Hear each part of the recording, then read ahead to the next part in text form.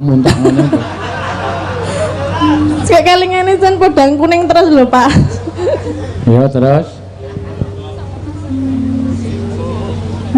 Kang masira wong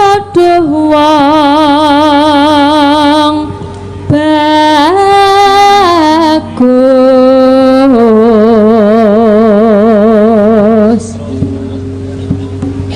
gampang teman ambak beto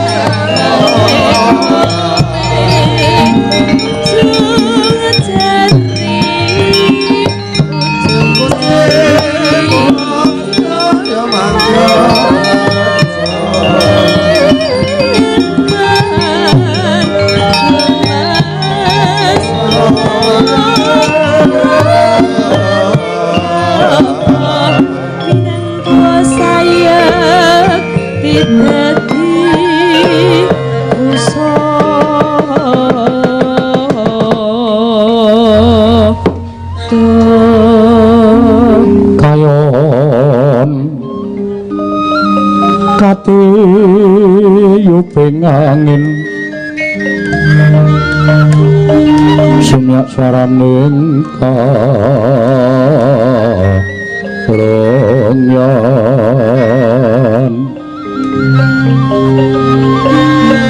samirana mawar kulawan liris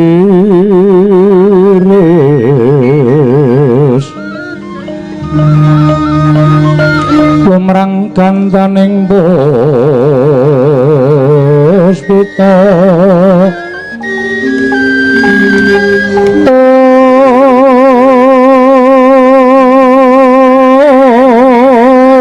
karangwan Utyarira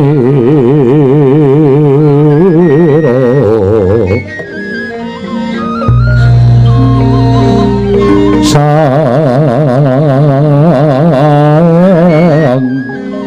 tejo warambrengan purswaraning matu pranta manungsung sarine ngembang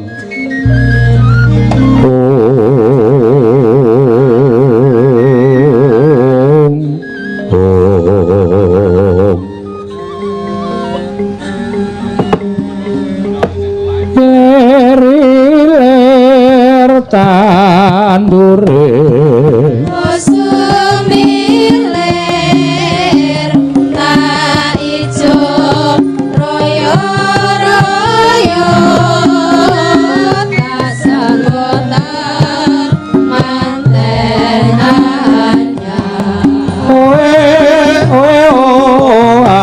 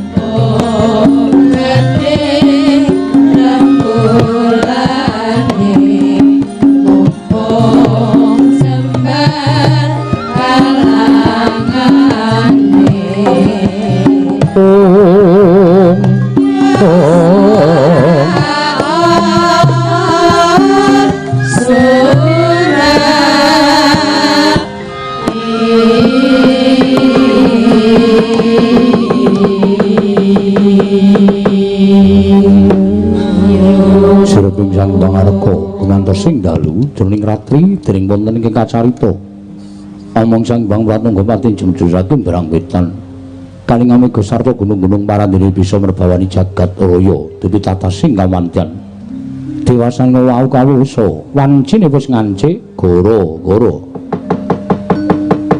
Sukramangkara tumpak mendo tete kalapa sumawar cita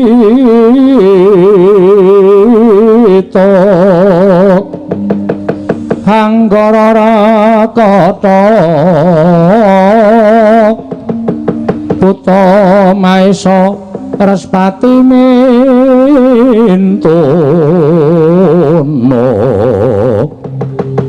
Eka dwi tricatur panca sacapta asa asana wadasa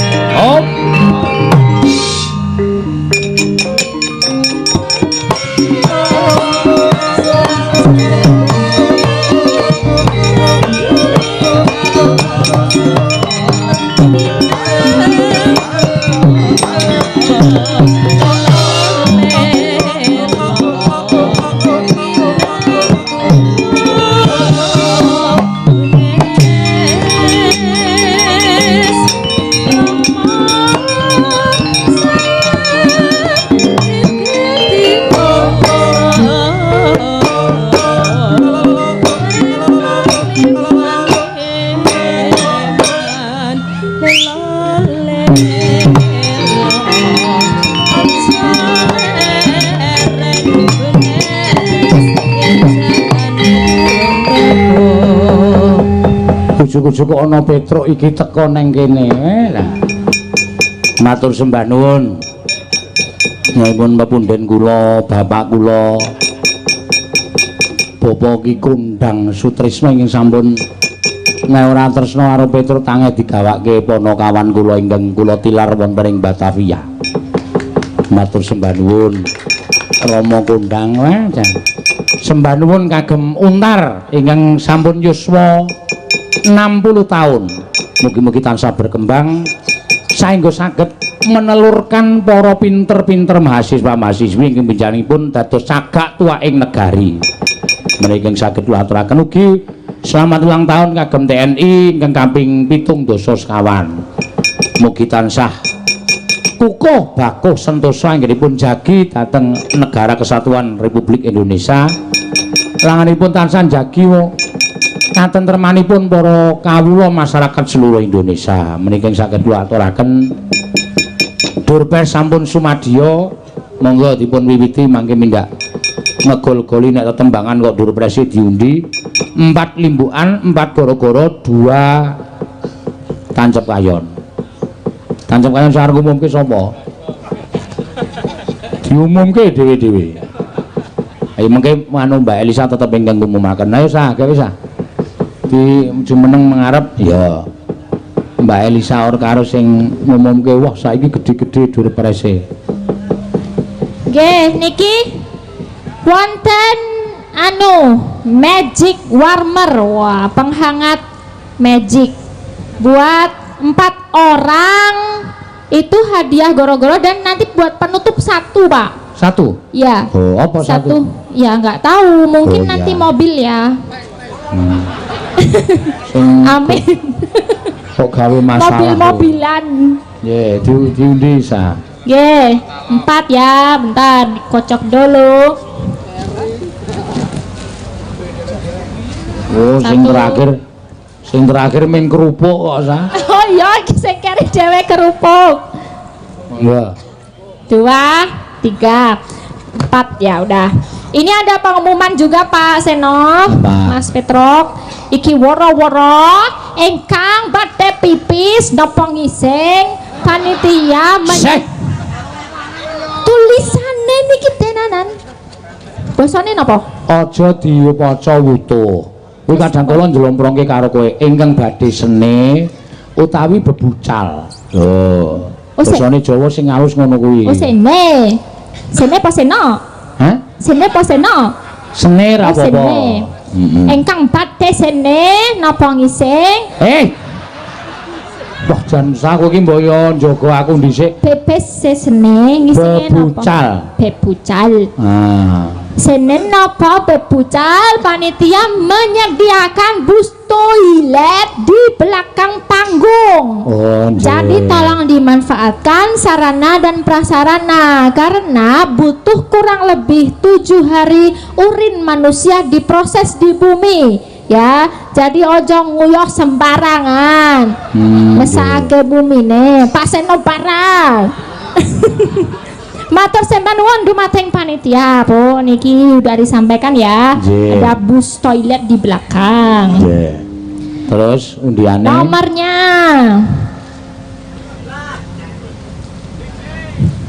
Siap-siap ya. Sekawan pitu songo 479. Yo tembus ora iki. Ada 479 sekawan atus 79 5 4 3 2 1 gugur ya sobek ada ya. Ya.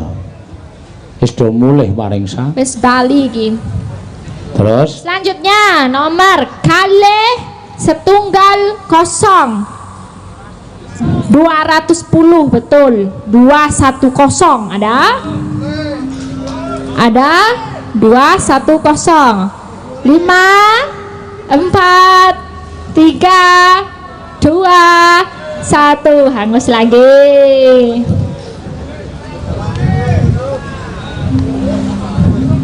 ya 490 sekawan songo 0 boten wonten hangus bene. Wah iki nek maca nomor iso tekan sesok Pak iki. Ayo karo mlaku terus. Ya, wis 3 ya iki hangus. Heeh. Siji meneh. Oke. 599 gangsal songo-songo. Boten. Hangus, wah iki nek hangus terus suwi-suwi nganggo pertanyaan wae iki engko ya. Dada 5 4 3 2 1 udah 4 enggak tembus semua Pak Seno. Ora ono kabeh? Enggak ada. Ya wis. Monggo diundi meneh. Ya, nanti diundi lagi ya. Nyanyi dulu. Iki pamundhutane sakeh. Nggih, niki susulan gara-gara barang ya isih ana. Nggih, napa Pak? Nyuwun lagu bojo loro. Wah, jan. Bojo loro. Siji ora entek-entek kaya bojo loro. Kang keluarga kagu keluarga 303. Some. Wo, keluarga Kebumen. Keluarga Purwodadi Grobogan Purwodadi Jawa Tengah. Salam sehat. Nggih, matur sembah nuwun tanpa pindah ning ora iso di bojo loro ora iso dadelake gamelan ya. Nggih. Wonten malih wau pepeling. Oh, kuwi wae sik pepeling. Pepeling saking panitia. Karo undang Garing karo Bagong. Monggo. Ya, pepeling. Dibawani sa. Nggih. Monggo. Neno. Ya. Rukun Islam kang 5 puniki katindak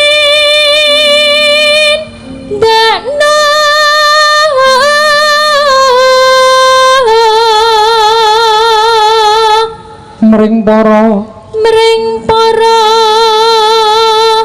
sesama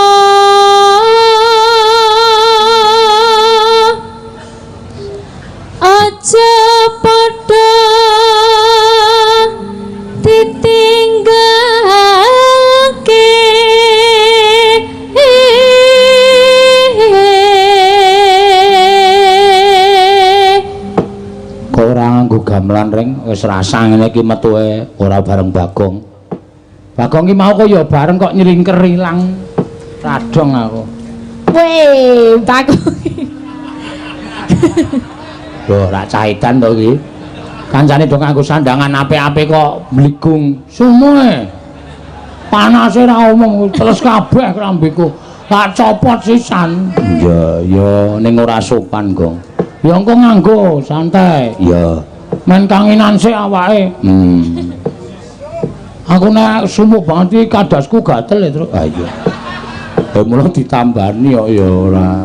Nggo ingon-ingon. Kadas kok nggo ingon-ingon ora. Terus rukune slampu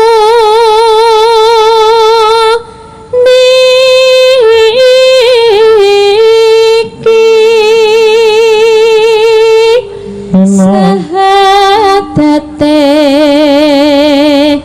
kang angka siji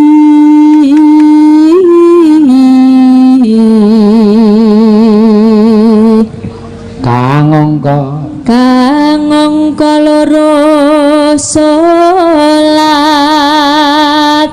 dene kang telu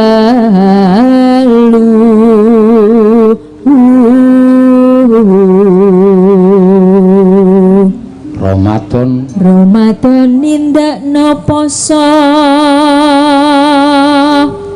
kapat yakat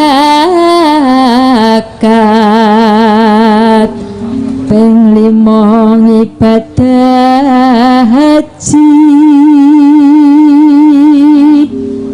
rukun Islam sampurna.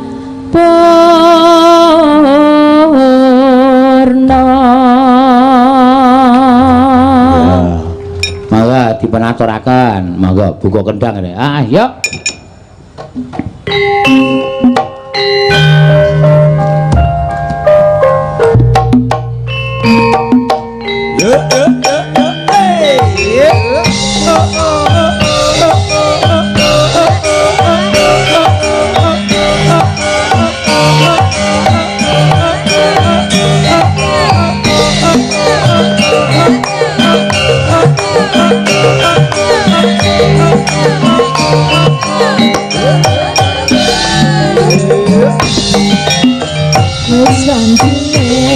Tansah dielengke wis wancine padha nindakake ageng wis luwantang wayahe sembayang ngadepi wajib dawuhe pangeran salat ati jagae agama limang wektu kudu tansah dijaga kanthi istiqomah lan sing tumainah luwih sampurna yen berjamaah subuh luhur lan asar salat sayang ngetokake tindak mungkar mahrib lan isa jangkepe prayogane ditambah salat sunae aja sembrono iku perintah agama milihana ning donya mung sedaya sabaran tawakal pasrah sing kuasa yen keparang besok mendah suwarga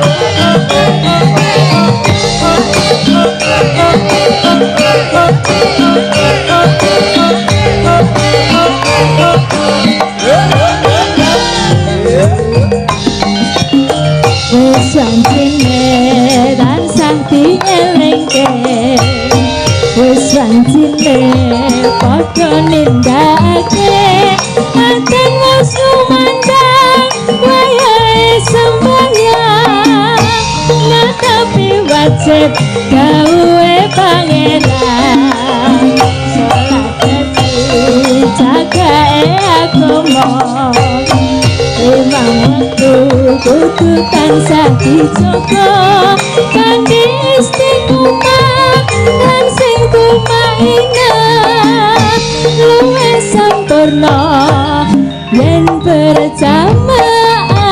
berjamaah subuh luhur lan asar salat sayang dingedohke tenda mungkar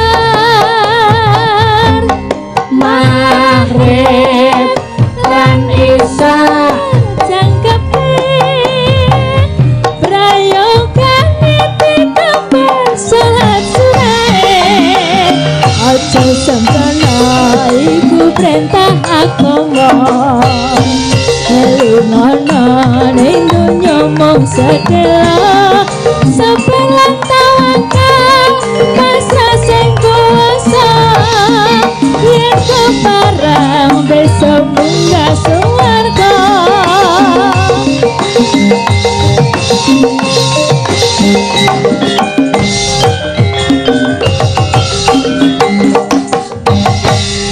pepeleng sampun Pak Wis diaturake. pun diaturake Atur sembah nuwun tanpa pinggan. Heeh. niki Ayo coba. nomere melih Ora aku sing ganti gentenan sing ngundi nomor job jajal sik. Nggih. Sing maca nomere jajal Tatin engko mbok menawa sing cocok ya. Tatin. Diaturake yo gentenan. Mbak sing nyambut dhewe nyambut dhewe kan ya. Mbak sing nyambut gawe dhewe si Elisa. Ya.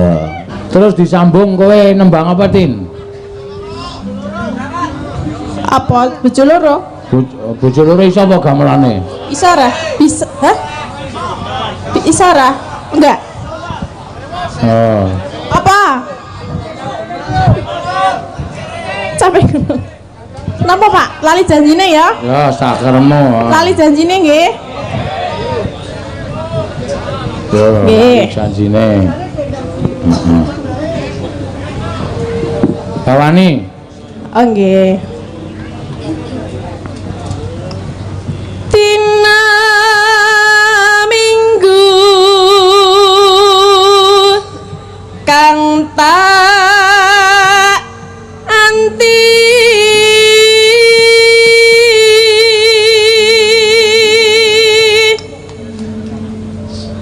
tina muni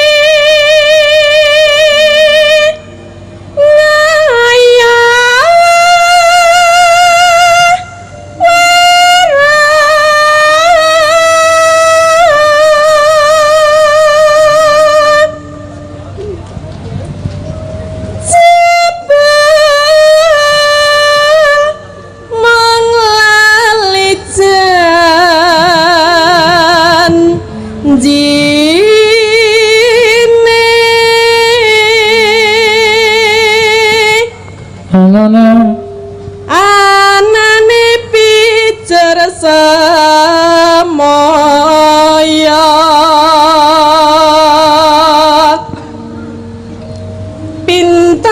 pintar golek alasan nyandar-andar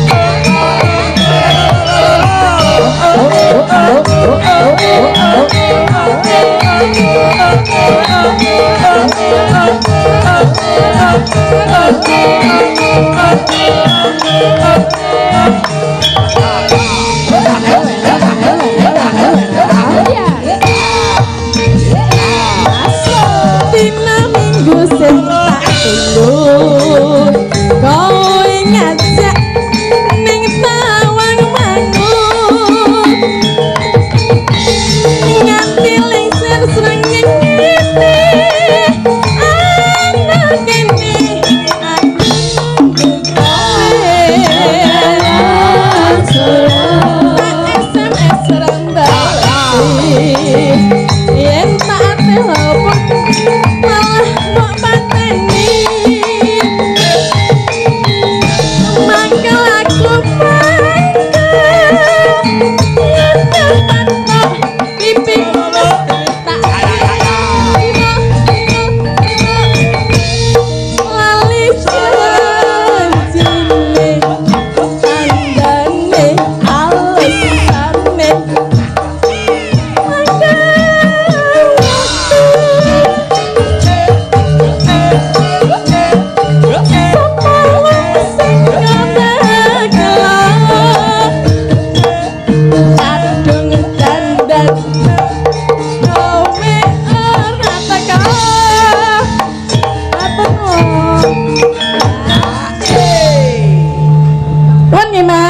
Ye, bayaran meneh sapa sing urung ngene iya. Iki sinden po rampok ta iki, Tru. ya siapa yang mau berbagi rezeki rak ya oleh-oleh wae ngono Pak Ora iso ngono kuwi, disyukuri pira-pira iki disyukuri. Ora njaluk. aku ora njaluk ning menawarkan lho Kowe menawarkan apa? sapa sing pengen ngenai meneh ngono lho Oh, tak kira nek menawarkan kowe. wah prek wah Nah.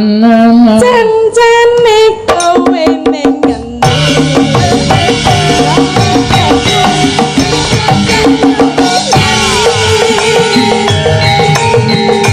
atiku sejana kowe tekan karo wanita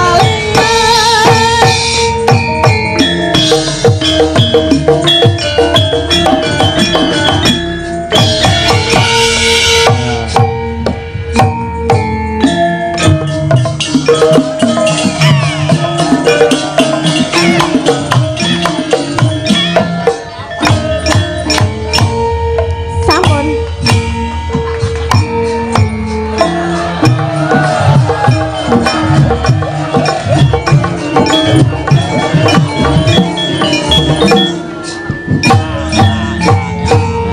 sampun Pak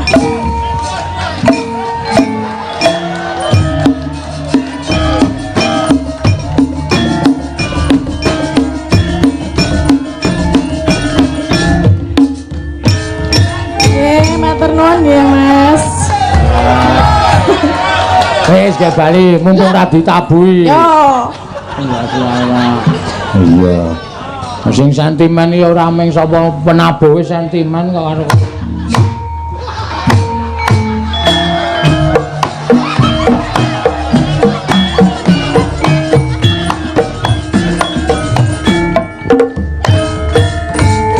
sampun nabuhe nganti ndekem. Ah ya ora apa-apa kok ya. Iki ya ana pamundutan to, ya sing kagem para kasepuhan, ya aja ditinggalke ya kok ora. Ana sing nyuwun apa jenenge kutun manggung sore mau rung bisa dicaosi. Lah iki penake nek dienggo goro-goro kaya. Ning digawe pelok barang wae men rada sesek rada cepet. Oh iya. Gawe pelok barang dikurke terus engko diiramake rangkep. Heeh. Terus ben rasa dibawani engko ndak dawa banget nek kutun manggung iki. Ha iya. Sapa sing kepareng arep nyekar? Mbak Ayu, ya. Monggo diaturake. Neno. Monggo. Terus engko. Hah? Niki mawon. Heeh, nek anu klasik ya lenggah sing apik. Monggo.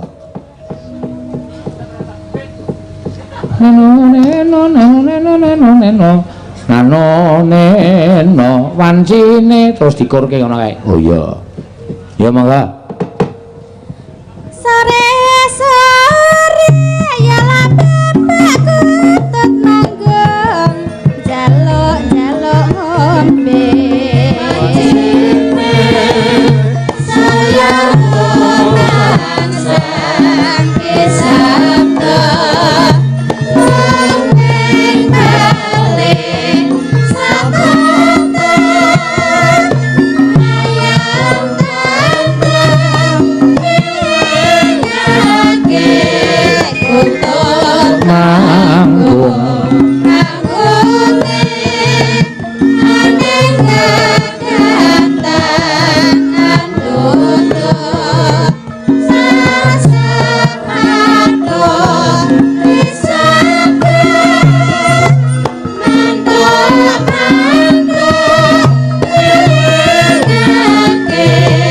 kutut manggung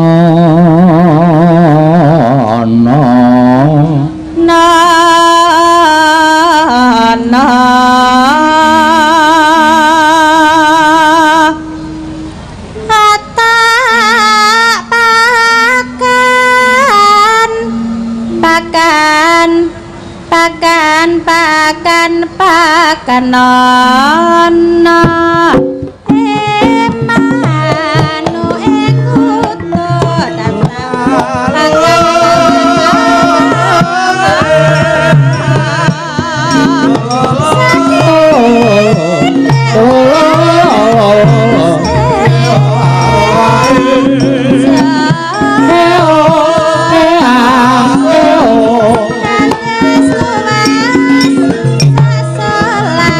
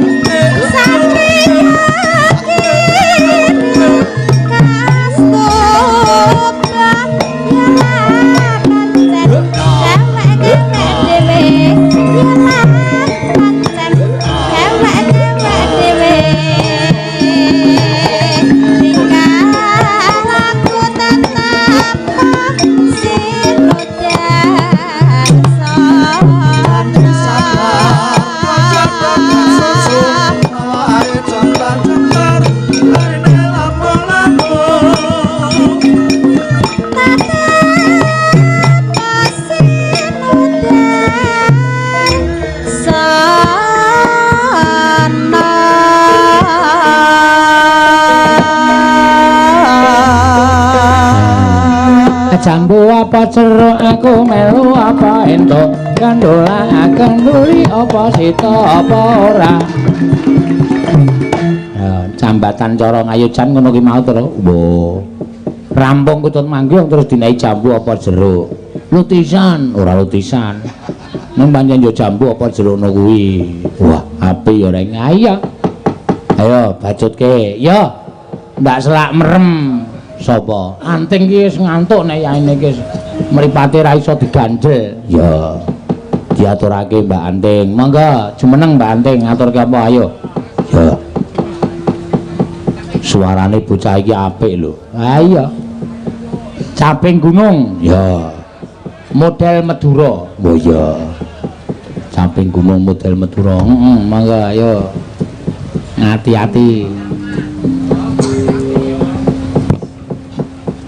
Bisa wae terus iso, aja kuwatir to.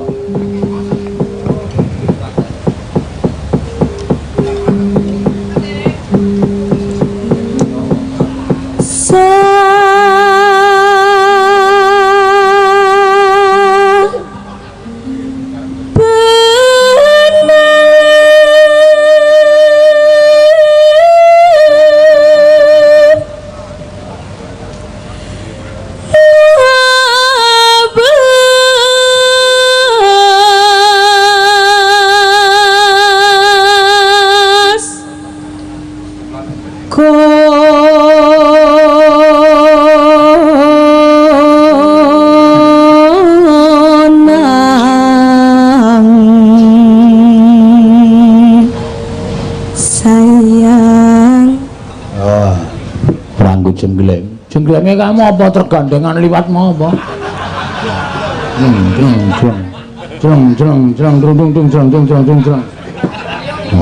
Ya.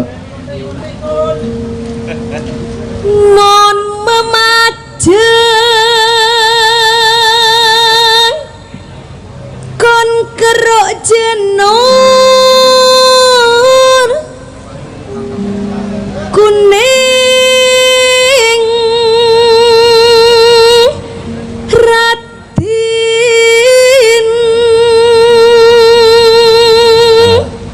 keruk kembang bayi madari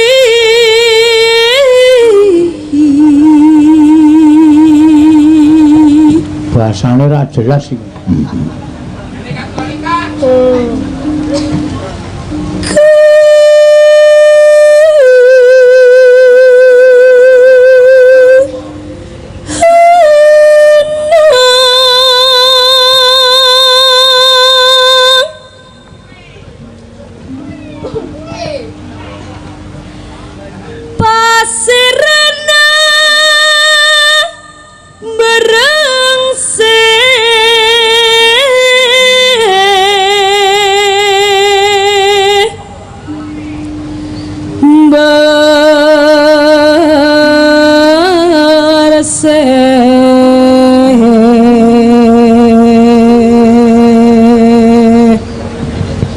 Bersih panas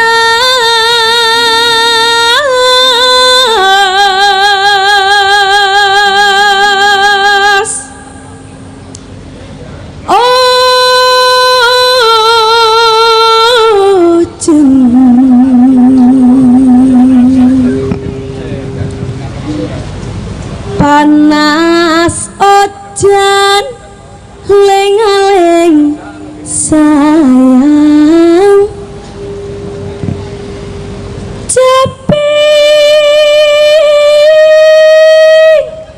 gunung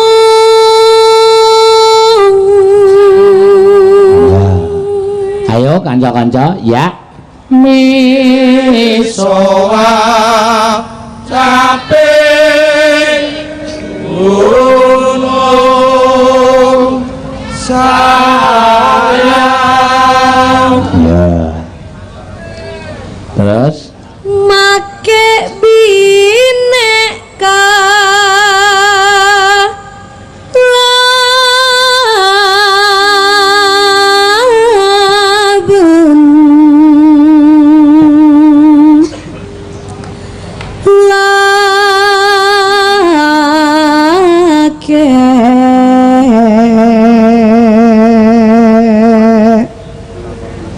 Terus Inumenason barse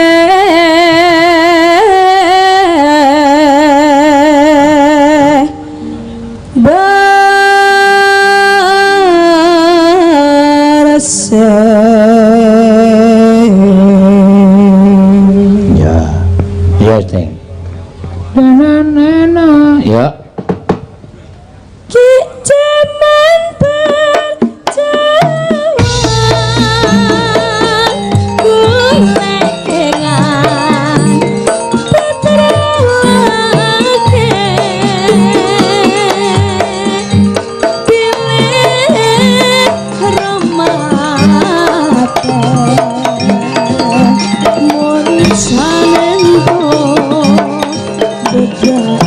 mun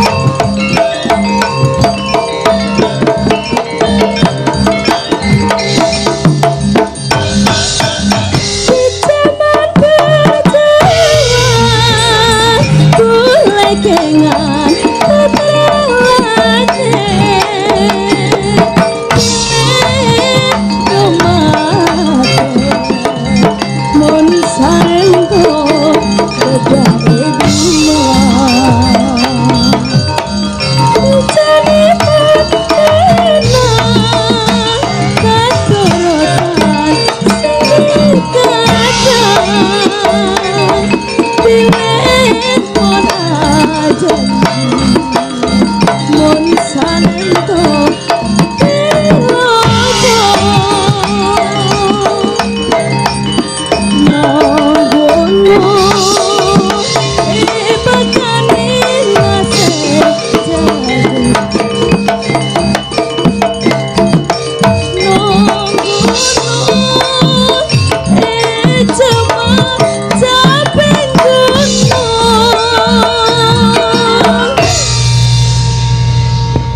ya anak-anak mutar menggeh-menggeh ora syukur bisa nebus gunung desa jadi raja pilih mon aja mon sanengo beri lobo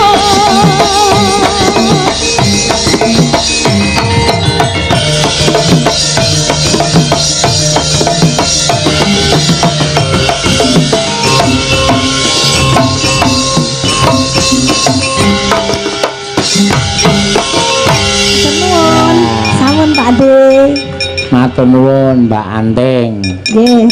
Ki mau cara ngendi kok? Caping gunung cara Madura. Wo. Werna-werna terus iso digarap model ngendi-endi pokoke. Heeh. Tur ya asli bahasane mula mau ana keruk wedi barang to. Keruk wedi manu keruk ana mau. Iya. Apik ki mau. Heeh. Nawala dipriksa le. Nek ana sing liwatan barang kok ndak kowe kaco ya. Wis tak dheweke kok to. Oh, sing wis tak dheweke liwung wis. Sinombari Jatha wis. Heeh. Gubuk asmara ana pirang-pirang panyuwunan wis kabeh. Oh iya. Ya syukur. Endi sing urung? Tembang kangen mau wis urung to? Udah. Wis diaru. Ah, iki ana sing nyuwun rengu. Oh, rengu. Sore mau iki sik maringi wae aku durung munggah panggung wis diparingi nyuwun langgam rengu sing nyekar tatin meneh. Waduh. Lagi anu laris sok bocahe. Oh, ora apa-apa, ya dicaosi lah witekno piye. Heeh, ya. Karo sapa? Hah? Wong loro. Karo sapa? Oh ya, karo sapa? Ya karo Elisa wae. Heeh. Mbak Elisa iki tanda tangan kwitansi dhewe ndak ora nyambut gawe. Ayo, langgame rengu.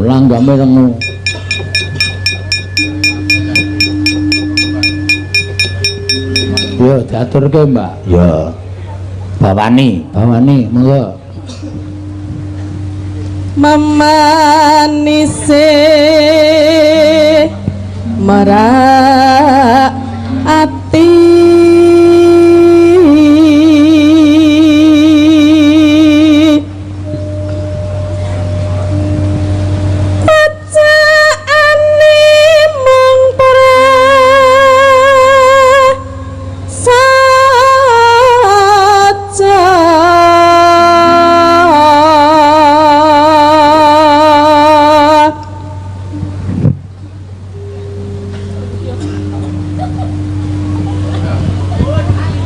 Kandas luas wira kane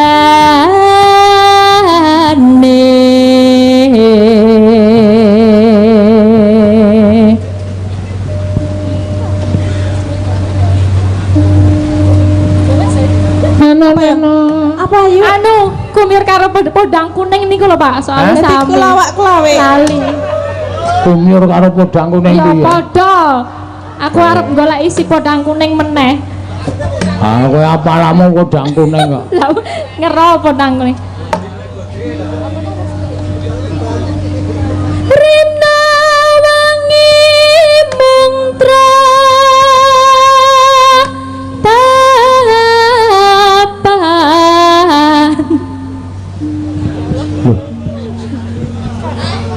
Montang manting tanjena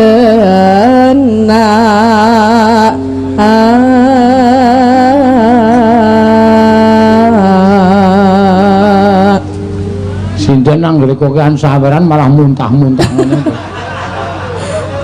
Sik kelingane jan podang kuning terus lho, Pak. Ya terus. kang masih rada wong bagus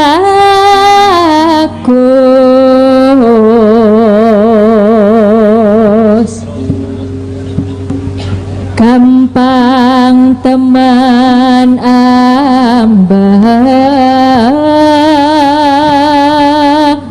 beto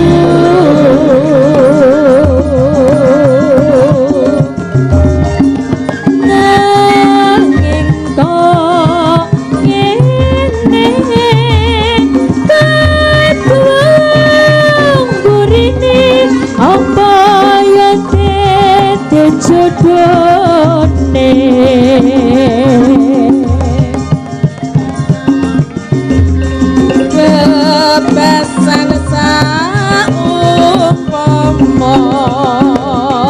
kaya ngenteni kumambanging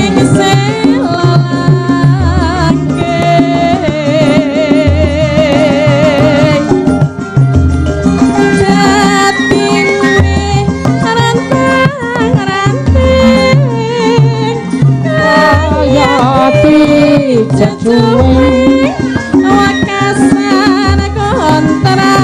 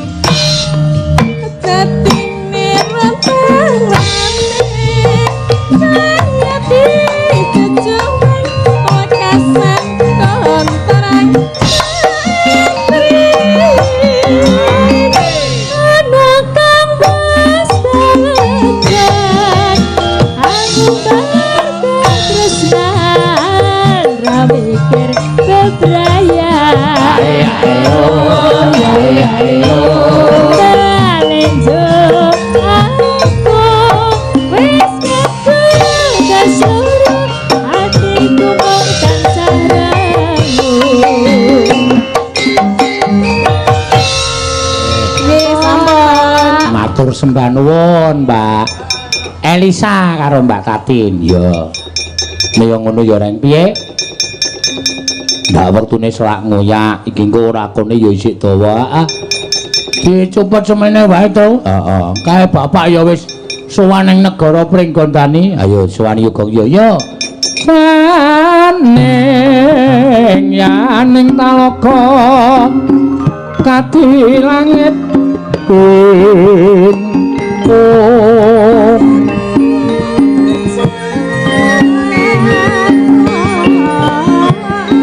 mambang pandhepos lan upamaneka lintang toya kusumayana sumawur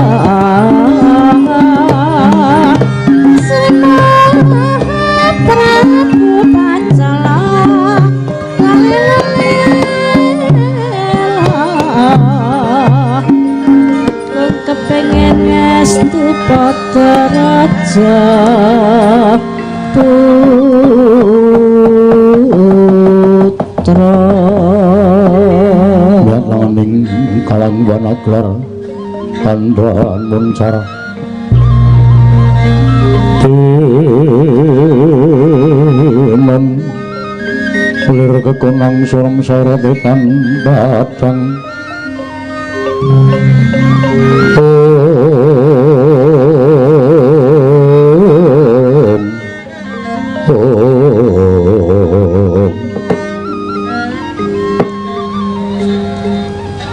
Arimbi kulunten paring adawu Kanjeng Hyang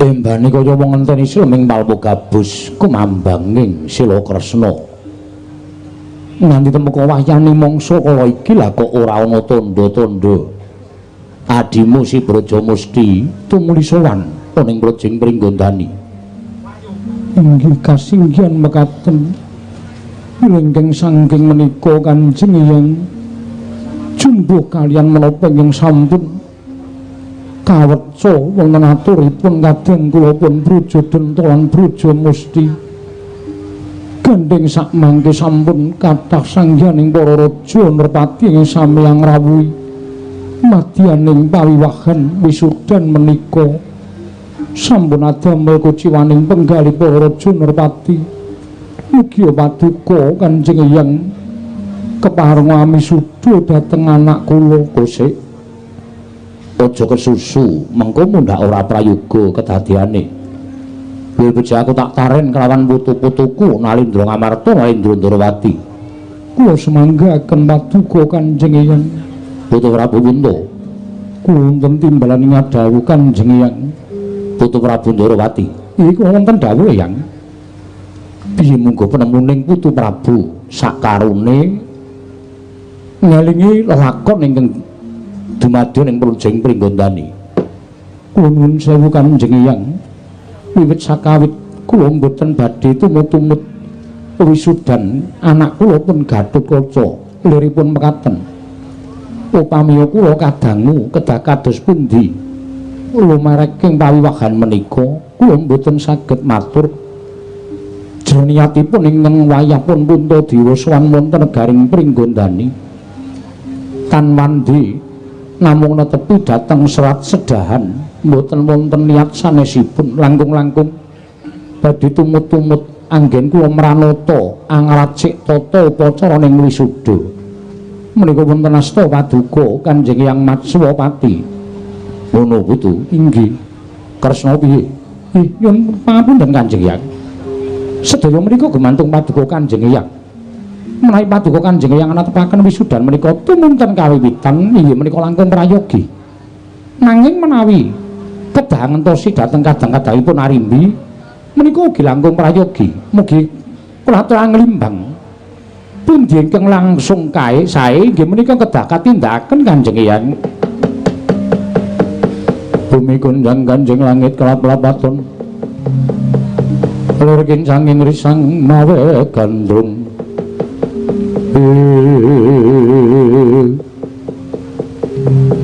Arimbi kula wonten paring adawu yen to pancen kaya mengkono mundhak dadi pangarep-areping para raja Nerpati kang padha rawuh tumuli putuku Gatotkaca Dandanana ingsun ing bakal misuda kelawan wayah ingsun Pringgodani meninggi ngestaken dawuh paduka Kanjeng Hyang.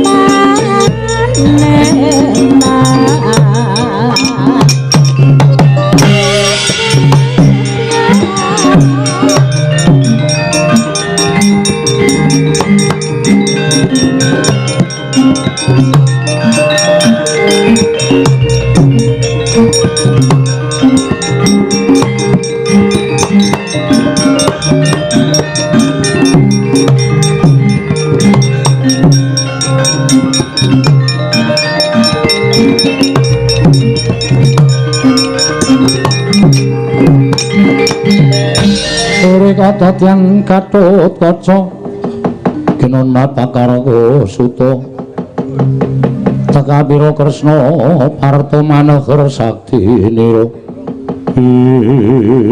Gatotkaca wonten timbalan Kanjeng Hyang wis katon samapta ing gati sawiking diri nggonira bakal sun wisuda lenggah dampar keprabuning Pringgodani uli kasinggihan mekaten tata ingsun biya warake mring sagung kang para lenggah nuwun kula minangka dados nalindring wirata Sri Bagindo Maharaja Prabu Matsawati mugi pareng kula munjat sanipun para nalindra nerpati para satri ingkang sami anjen lenggah madaning pawiwahan mugi andadosna paseksen bilih eri kalenggan sak mangke kula misuda dhateng putu kula pun Gatotkaca lenggah dampar kepraboning Pringgodani gumanti keprabonipun sawarga Prabu Arimba kanthi jejuluk Prabu Anom Gatotkaca ger samya surak nekseni sang Gatotkaca.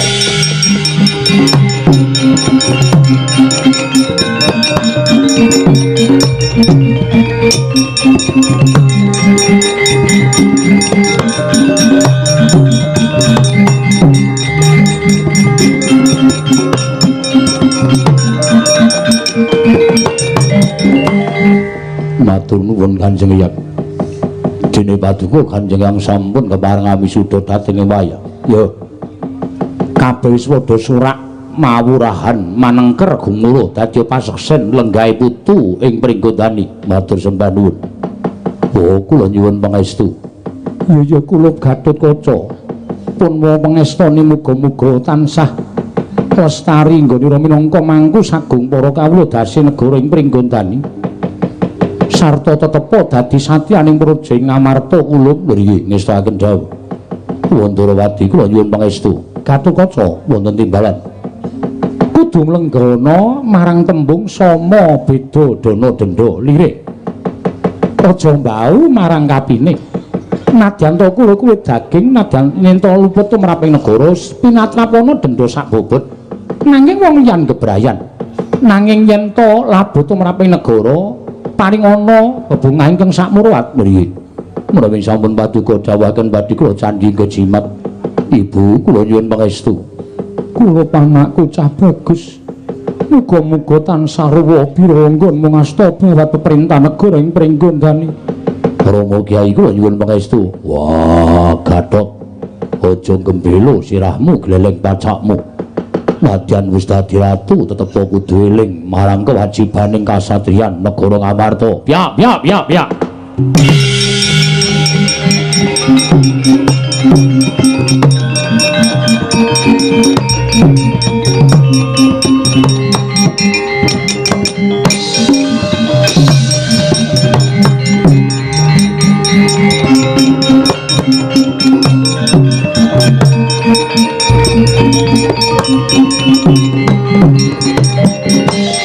Bumi kuncing langit kelap-kelap aton lir king sanging risang mawe gandrung sabaran kadulu wukir moyak mayik saking Dias Baliwur Paman Brojo Musti inggir kula nderek mangayu bagya sakati jumurung dene paduka anak Mas Pringgondani sampun kepareng lenggah dampar kabukti Maryam Kalontaka mangambal-ambaling antariksa bilih negari Pringgondani sampun wonten jumenengan lenggahipun anak Prabu Gatotkaca ya Paman Brojo Musti mung gawe kageting atiku dene rawuh ana negara Pringgondani ora bareng lawan Paman Brojo Tento mugi andadosna ing kawuningan nggih nuwun sewu kepareng kula munjo atur dhateng resanipun ingkang ibu Kakang Mbok Ayu sewu-sewu kelapatanipun ingkang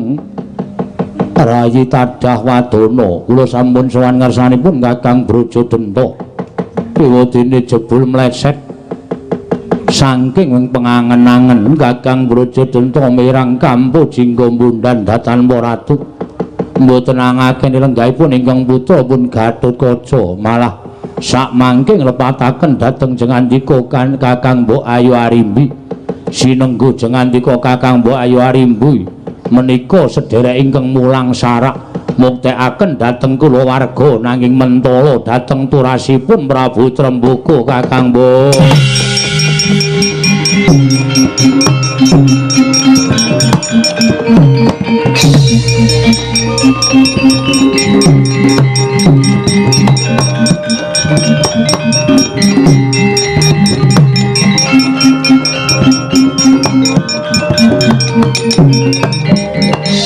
Paman Brojo Musti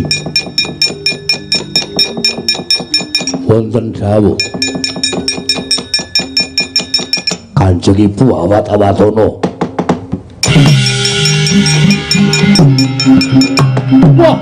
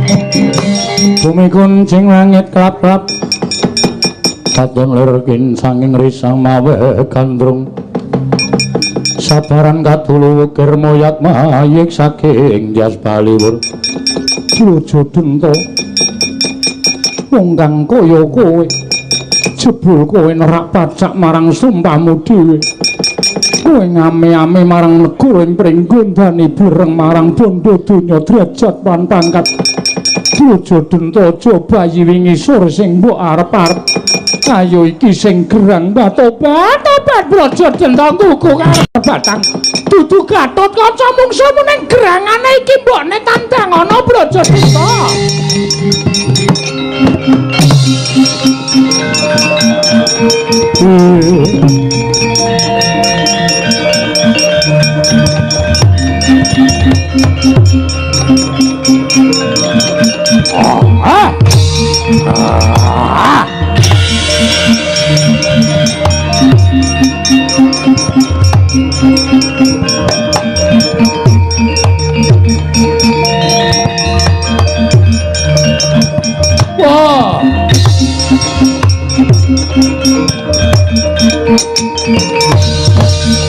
Kakang Mbok Ayu Arimbi aku ngaturake sembahku katura sembahmu ming mbok nggo abang-abang lambe kowe menungso ora tatanan kowe bareng marang kadonyan bareng marang derajat lan pangkat nalika semono kowe ngucapake sumpah biyo jembul sumpahmu mbok dilat dhewe kowe ngame-ame kamu ten negara Pringgondani yen pancen kepengin dadi ratu omong karo wong gerang Ora ngrasani saka mburi kaya diapor monggo.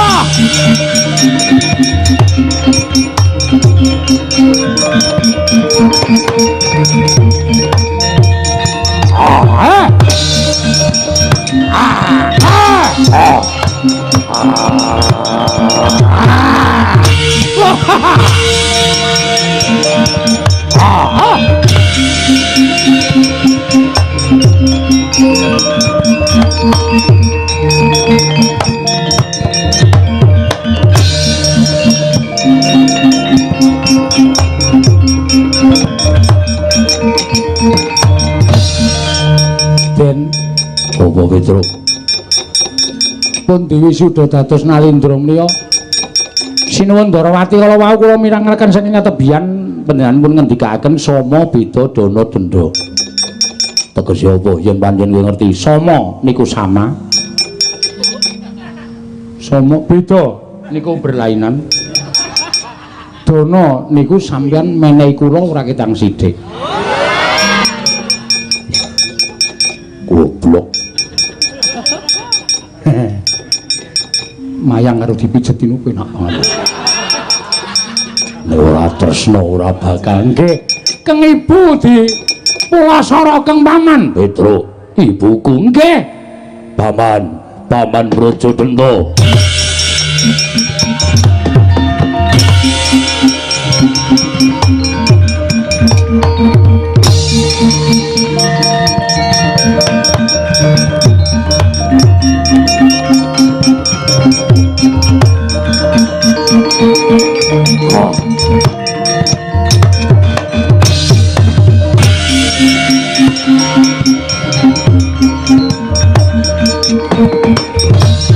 Mangkah anggro sesumbar lindhu bumi kuncing kumalutuk guntur ketup lumembak penyukang kumambang dosang Wisnu Bathara kang arsa nglebur wiyati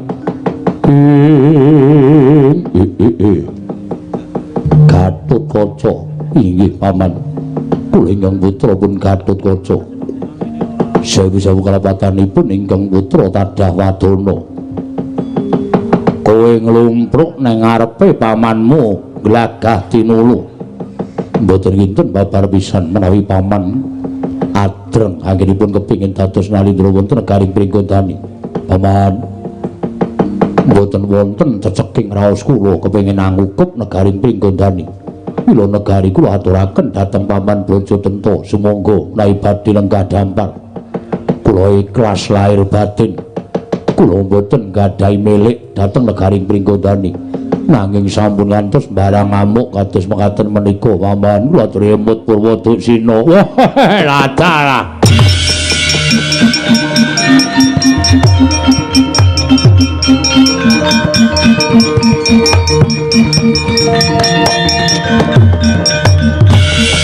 ora nyono babar pisan jebul negara tinggalane wong tuaku duwe Nalindra sing meringkus ora duwe jiwa kasatriyan sing mestine kowe tak arep-arep dadi pengayomaning negara ing Pringgondani yen neng parang muka kowe aja meringkus kaya wong wadon pepinjungan oh lah banjur kekuatanmu nendi le kok kowe sagut dadi ratu ing atase neng parang muka kaya ngene kowe masrahke marang pati uripmu endi kekendelaning ratu Pringgondani endi jiwa kasatriyaning ratu Pringgondani yen watakmu sing kaya ngono kuwi apa kira-kira kowe sagut dadi pengayomaning kawula sak Pringgondani Gatotkaca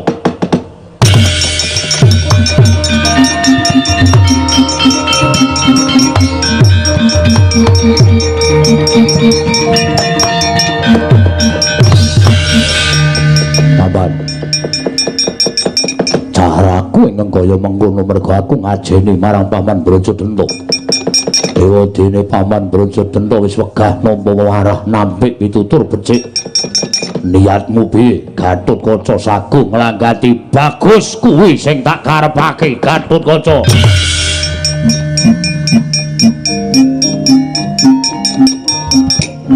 wah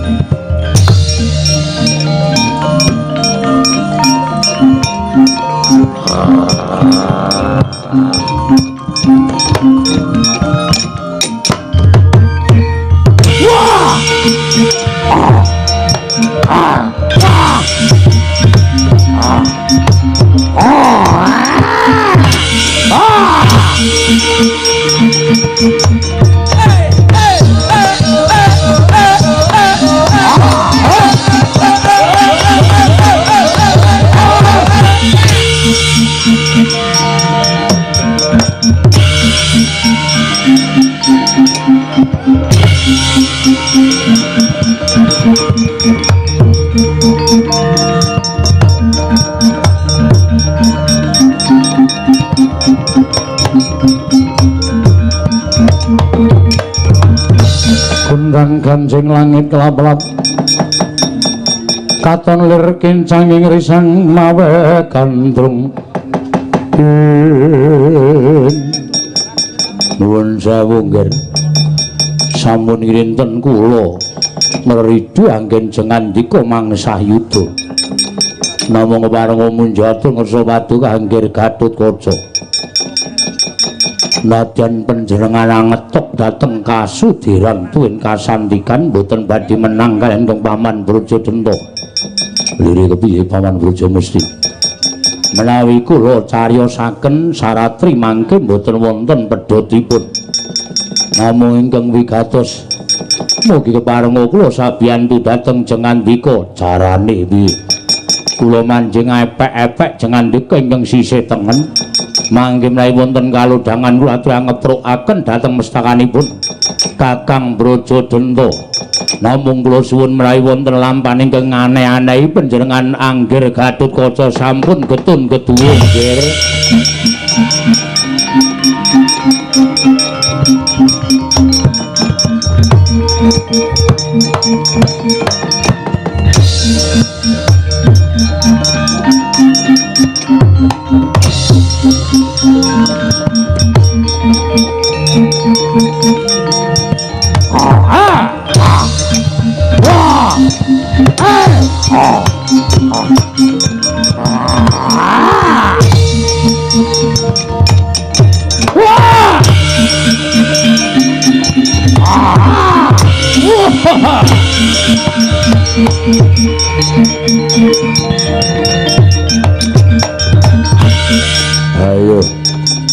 aja sangga runggi walang ati Gatotkaca.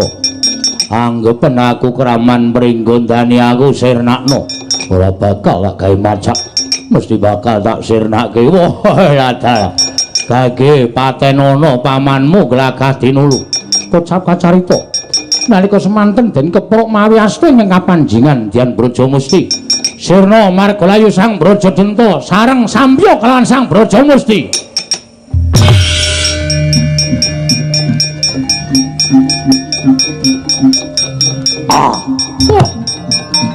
Ayo. Ayo. Wah! Wah! Oh, amat Brajamusti.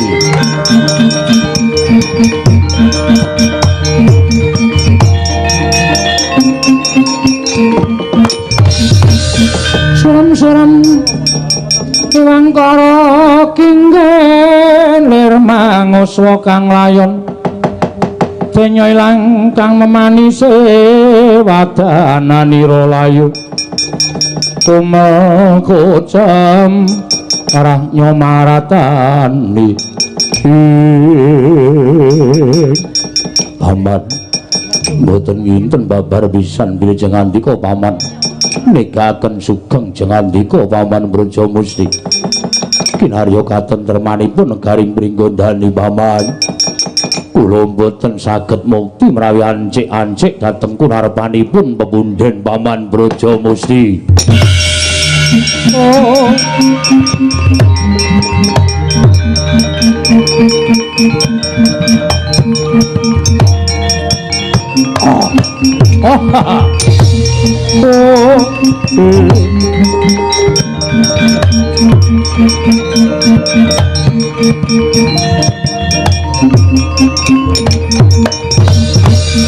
Gatotkaca aja sedih ya Ngger.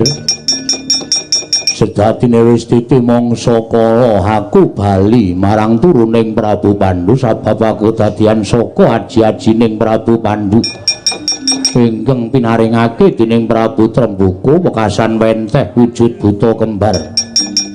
Aku lan Kakang Brajadenta baliku ya nang turuning Prabu Pandhu. Gatotkaca aja rumangsa kowe nganggep yen pun paman kuwi sengit lan gedhing kelawan kowe. Sejatine niatku mung kepengin nyoba kekuwataning ratu ing Pringgondani. Syukur Ngger syukur. Kawula Pringgondani entuk ratu ingkang kukuh bakul lair lan batine pun paman titit negara ing Pringgondani ya Ngger.